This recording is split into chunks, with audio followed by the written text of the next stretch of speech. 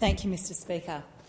I move the motion relating to the proposed Joint Select Committee on oversight of the implementation of recommendations of the Royal Commission into the Robodebt scheme in the terms in which it appears on the notice paper.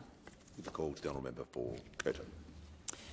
The Robodebt Royal Commission resulted in 57 recommendations, as well as endorsements of other inquiry recommendations, to strengthen the public service and ensure Robodebt cannot be repeated.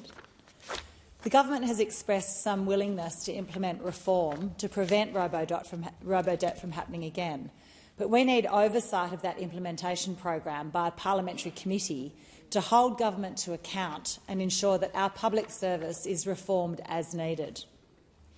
In recent years, we've seen the consequences of the hollowing out and politicisation of the Australian public service. We've been appalled to see the impact of this in the Robodebt debacle. The Royal Commission into Robodebt found that Robodebt was a crude and cruel mechanism, neither fair nor legal, and it made many people feel like criminals.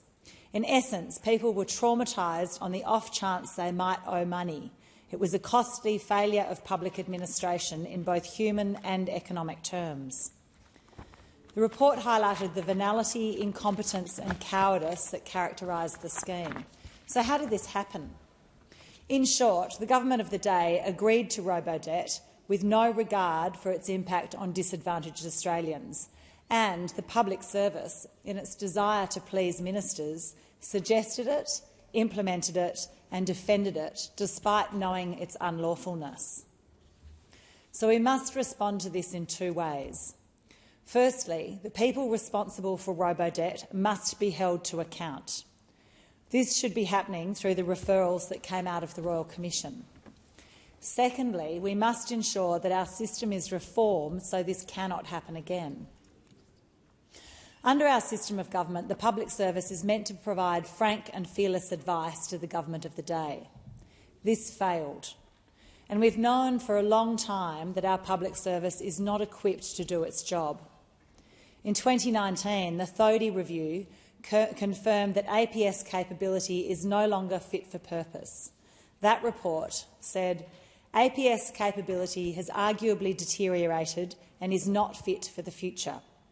The approach to all aspects of workforce management lacks strategic direction and is below best practice in many areas.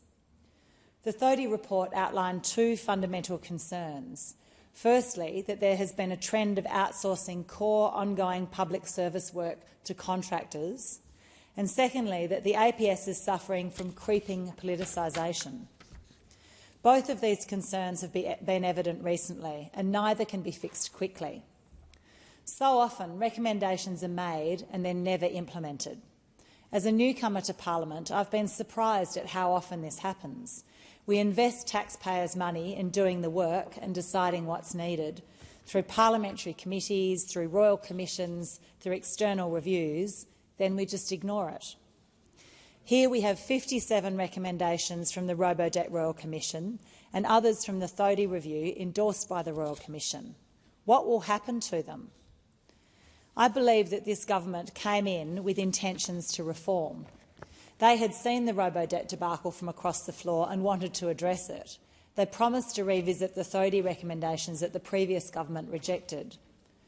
But in a noisy world of competing priorities, greater accountability may not remain a key priority now that they are the ones to be held accountable. The Public Service Amendment Act is being debated in the Senate this week. While its introduction shows that the government has some intention to begin reform, the bill does not represent substantive change. It doesn't begin to address fundamental roles, structures, hierarchies and practices that need reform. It seems to be a piecemeal, knee-jerk reaction to the need to be seen to be doing something. My private member's motion this morning establishes a joint select committee to oversee the much-needed public service reform.